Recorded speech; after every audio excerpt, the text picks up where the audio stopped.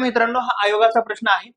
They are brother in law, they are brother in law, they are को brother in law आणि they are को brother in law.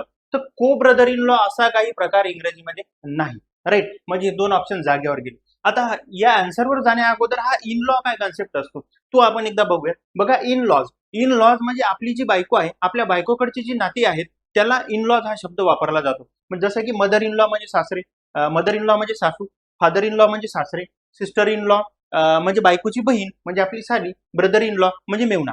Right. तर आता brother in law म्हणजे मेवणा आणि brother in law म्हणजे साडभाऊ. बायकोकडचे जे नाती क्रिएट होतात बायको आल्यानंतर, म्हणजे अगोदर नोकरी, नोकरीनंतर बायको आणि नंतर मग नाती, त्याच्यानंतर हे शब्द आपल्याला कमी पडणार. पण अगोदर आपल्याला परीक्षेत, सगळ्या सरळ सेवा परीक्षेत हा प्रश्न आपल्याला विचारला जातो. लक्षात घ्या, इन लॉज म्हणजे सासरकडील, आपल्या बायकोकडील नाती, हे लक्षात ठेवा.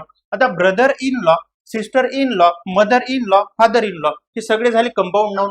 हे सगळे काय झाले? Compound noun. आता या वाक्यात त्यांनी काय विचारलेलं आहे? They are, they are. या आर मुळे पुढे आपल्याला अनेक वचनी शब्द वापरायचा आहे. They are brother in law, they are brother in law. तर लॉला या यस लावता येत नाही. या लॉला यस लावता येतो का? नाही. ते आपल्याला अनेक वचनी जर करायचं असेल त्या ब्रदरला यस लावावं लागेल. ते सगळे एकवचनी झाले.